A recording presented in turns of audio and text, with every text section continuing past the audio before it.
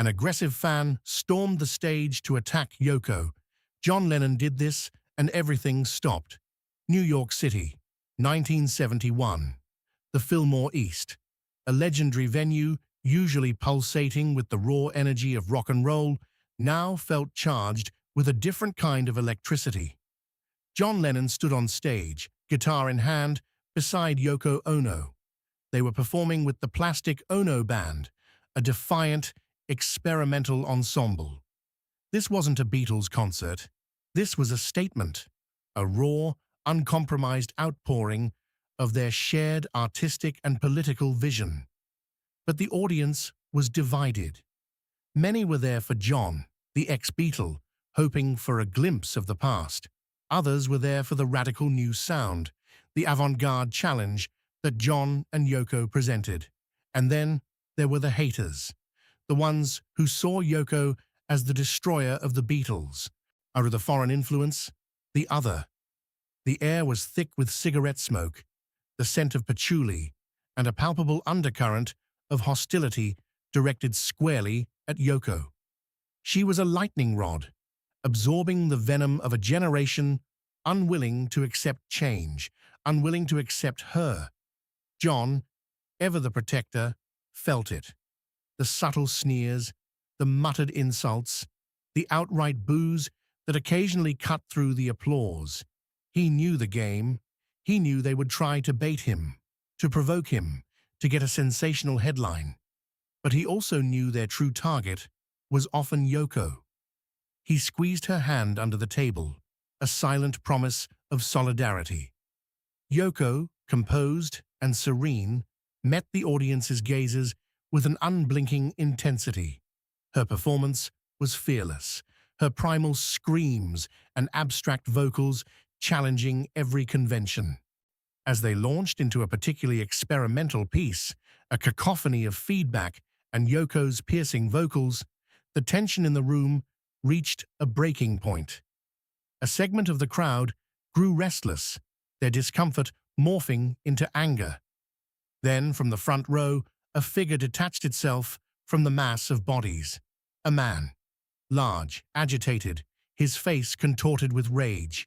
He was moving fast, bypassing the minimal security, heading straight for the stage, straight for Yoko. The music faltered. A collective gasp rippled through the Fillmore. The band members exchanged terrified glances. John saw it coming. A blur of motion, a moment of stark, terrifying clarity. The man's eyes were fixed on Yoko, filled with an ugly, visceral hatred. What happened next would last mere seconds, but those seconds would reveal the unwavering integrity of a rock and roll icon, the raw power of a single voice against prejudice, and the profound impact of standing up for what is right. An aggressive fan had stormed the stage to attack Yoko, and John Lennon was about to do something that would make everything stop. John Lennon's relationship with Yoko Ono was the most profound and transformative of his life. She was his artistic partner, his spiritual guide, his intellectual equal.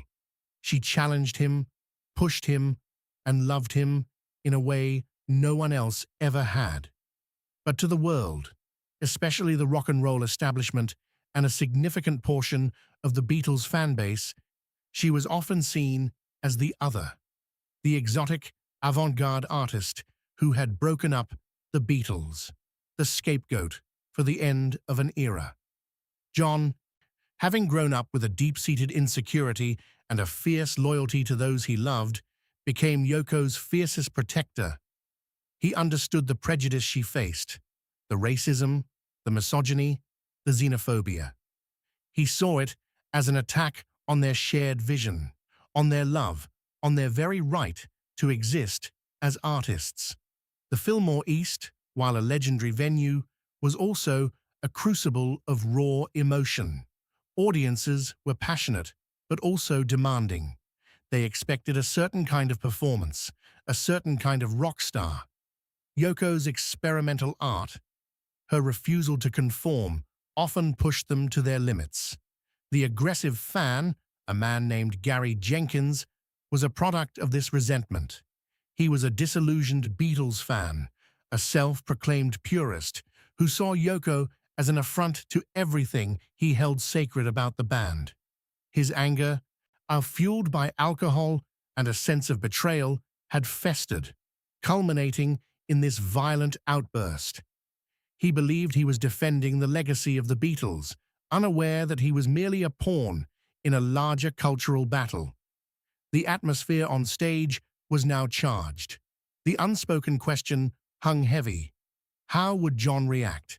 Would he let security handle it? Would he retreat? Or would he confront the hatred head-on? John had used his name, his platform, to fight for peace, for civil rights, for his own right to remain in America. To let this injustice unfold before his eyes, to allow Yoko to be physically threatened by a bigoted fan, would be a betrayal of everything he believed in. He couldn't let it stand. He couldn't let that kind of casual oppression go unchallenged, not in his presence.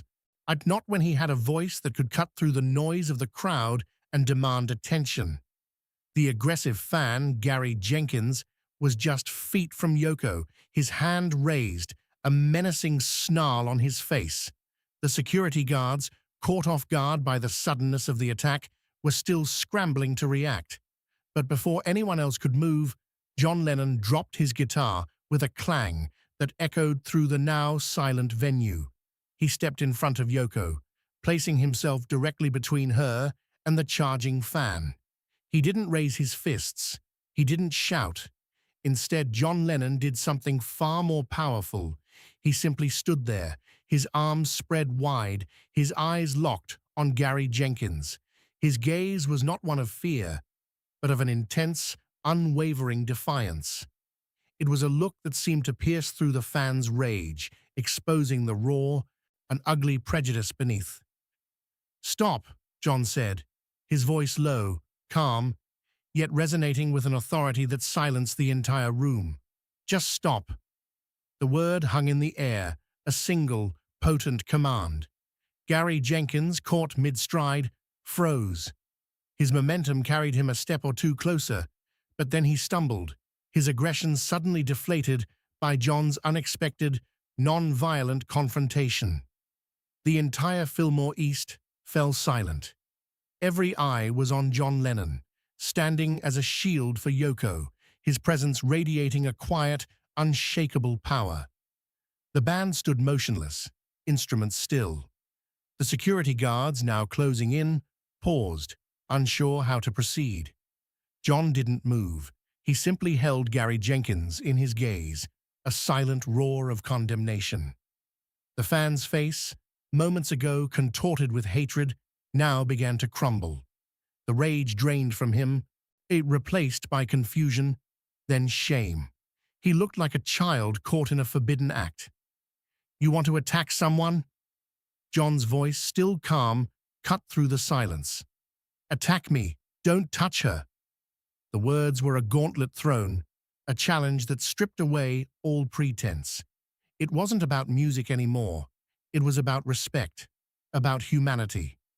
Gary Jenkins stood frozen, caught in the glare of the stage lights and the unwavering gaze of John Lennon. The raw hatred that had propelled him forward now seemed to dissipate, replaced by a dawning realization of the enormity of his actions. John, still standing with his arms spread, maintained his silent vigil. He didn't need to say more. His presence, his defiant stand, spoke volumes. He was not just defending Yoko, he was defending the very principle of artistic freedom, knew the right to be different, the right to exist without fear. The security team, now fully on stage, moved to apprehend Jenkins. But John raised a hand, a subtle gesture that halted their immediate intervention. He wanted this moment to sink in. He wanted the entire audience to witness the unmasking of prejudice. "What's your problem?" John asked, his voice still measured, but with an edge of steel. "You don't like the music? Fine. You don't like Yoko? That's your problem. but you don't come up here and put your hands on anyone." Jenkins, now visibly trembling, tried to mumble an excuse, a half-hearted apology, but the words caught in his throat. He was no longer the aggressive fan. He was a humiliated man, exposed for his bigotry in front of thousands. Yoko, who had remained steadfast behind John, now stepped slightly forward, her hand gently touching his back. Her presence was a silent affirmation of their unity, a quiet strength that mirrored John's defiance. John turned his head slightly, acknowledging her touch, a brief moment of connection that spoke volumes. Then he turned back to Jenkins, his eyes still holding that intense, unwavering focus. "We're here to make music," John continued, his voice now carrying a hint of weary disappointment. "We're here to share something. If you can't handle that, then you don't belong here." The words were not a threat, but a statement of principle, a clear boundary drawn in the sand. The Fillmore East, usually a place of unbridled expression, had become a courtroom, and John Lennon was the judge, presiding over a trial of human decency. The crowd, which had been utterly silent, now began to stir, not with anger, but with a collective murmur of understanding. They had witnessed not just an attack, but a powerful act of moral courage. They had seen John Lennon, the icon, become John Lennon, the man standing up for what was right, for the woman he loved, for the very soul of their art. The security guards, now under John's silent command, gently but firmly escorted Gary Jenkins off the stage. He offered no resistance. His earlier aggression completely evaporated, replaced by a defeated slump. The crowd parted for him, not with jeers, but with a chilling silence that spoke louder than any insult. John watched him go, his expression unreadable. Then he turned to the audience, his gaze sweeping across the thousands of faces, each one reflecting a different shade of shock, understanding, and awe. He didn't pick up his guitar immediately. He didn't launch into another song. Instead, John Lennon walked to the microphone, his movements deliberate, his presence commanding the entire room. He took a deep breath, and when he spoke, his voice was no longer calm, but raw, imbued with a profound sadness and an unshakable conviction. "That," he said, his voice echoing through the Fillmore, "is what we're fighting against. That hatred, that fear of anything different, that need to control, to diminish, to destroy." He paused, letting his words sink in, letting the weight of the moment settle over the audience. Yoko stood beside him, her hand now firmly in his, a silent testament to their unbreakable bond. "We're not here to be your puppets," John continued, his voice rising, filled with a defiant passion. "We're not here to play the songs you want to hear, and the way you want to hear them. We're here to make our music, to speak our truth, to be ourselves." He looked directly at Yoko, a tender, protective light in his eyes. "And Yoko," he declared, his voice ringing with absolute certainty, "is part of that truth. She is my partner, my artist, my love, and if you can't accept that, then you can leave." The words were a thunderclap, a direct challenge to every hater, every bigot, every narrow-minded soul in the room. It was the climax of conviction, a moment where John Lennon laid bare his soul, his principles, and his unwavering loyalty. The Fillmore East erupted, not with boos, but with a roar of applause, a collective cheer that shook the foundations of the building. It was a sound of affirmation, of solidarity, of a crowd choosing to stand with John and Yoko, choosing love over hate. And John picked up his guitar, a fierce light in his eyes. He looked at Yoko, a small, knowing smile passing between them. The music resumed, but it was different now. It was imbued with a new power, a new meaning. It was a soundtrack to defiance, a hymn to freedom. The show had stopped. But in that pause, in that moment of confrontation, John Lennon had not only defended Yoko, he had redefined their partnership for the world and reminded everyone present of the true revolutionary power of love and art. The concert continued, transformed. The remaining songs were imbued with a new intensity, a collective catharsis. The audience, now united, cheered not just for the music, but for the courage they had witnessed. The incident at the Fillmore East, though not widely reported in the mainstream press, became a legendary story within New York's music circles.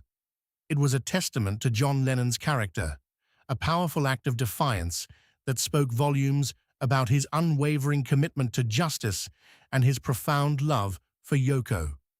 Gary Jenkins, the aggressive fan, was banned from the Fillmore East and faced minor legal repercussions. His act of hatred, intended to make a statement, was ultimately overshadowed by John's powerful response. He became a footnote, a stark contrast to the enduring legacy of the man he tried to silence. For Yoko Ono, that night was a profound affirmation. John's immediate and unwavering defense, his public declaration of love and partnership, solidified their bond even further. It was a moment that transcended the personal, becoming a symbol of their shared struggle against prejudice and misunderstanding. She continued her artistic journey with renewed vigor, knowing she had an unshakable ally. For John, the incident was a raw, visceral reminder of the constant battle against ignorance and hatred. It left unseen scars, a deeper understanding of the venom that lurked beneath the surface of society. But it also reinforced his belief in the power of his voice, his platform to challenge injustice. It fueled his activism, his determination to use his art as a weapon for peace and equality. The echoes of that night resonated not just in the lives of John and Yoko, but in the broader movement for peace and social justice. It showed that even in the darkest times, a single act of courage, a single voice raised in defiance, could inspire thousands. John Lennon, the rebel, the provocateur, and had once again turned adversity into a moment of profound artistic and human connection. He had shown that true strength wasn't in fighting back with aggression, but in standing firm with dignity and letting the truth speak for itself. The scars were unseen, but the lesson was clear. Prejudice, when truly confronted, could be disarmed by courage and conviction. New York City, December 8, 1980. John Lennon was murdered. His voice silenced, but his legacy and the story of his unwavering defense of Yoko continued to resonate. The incident at the Fillmore East in 1971, though a quiet moment in the grand narrative of his life, became a powerful testament to his character. It revealed a man who, despite his own flaws and struggles, possessed an unshakable integrity when it came to those he loved. Yoko Ono, in the decades that followed, became the fierce guardian of John's legacy, ensuring his music and his message continued to reach the world. She also continued her own artistic journey, her work finally receiving the critical recognition it deserved, a testament to her own resilience and vision. The story of the aggressive fan who stormed the stage to attack Yoko and John Lennon's powerful response is not found in every official biography. It's a hidden truth, a whisper in the annals of rock and roll history. But for those who know it, it speaks volumes about the man John Lennon truly was, not just a rock star, not just an activist, but a deeply loyal, profoundly loving human being who would not tolerate disrespect or violence towards the woman who was his world. He didn't just stop the show, he transformed the entire venue. He didn't just defend Yoko, now he redefined their partnership for the world, proving that their love and their art were an unyielding force against hatred. And in doing so, he left an unseen ripple of change that slowly, subtly began to shift perceptions, proving that sometimes the most powerful statements are delivered not with anger, but with unwavering conviction and profound love. The Fillmore East is long gone. The echoes of that night have faded into history. But the echo of John Lennon's defiance, his quiet fury, and his profound love for Yoko still resonates. A timeless reminder that true strength lies not in tearing others down, but in lifting them up and protecting them from the venom of the world. The unedited tapes of that concert, if they still exist, hold a moment of raw, unscripted truth, a testament to a love that defied convention. Yeah, but the true legacy isn't in the tapes. It's in the enduring power of a man who stood up for his love, and in the woman who finally received the respect she deserved. The end. If this story about loyalty, conviction, and the power of standing up for love against prejudice moved you, subscribe and hit that like button. Share this with someone who needs to hear that true strength lies in defending those you cherish. What moment taught you the most about standing up for someone you love? Tell us in the comments below.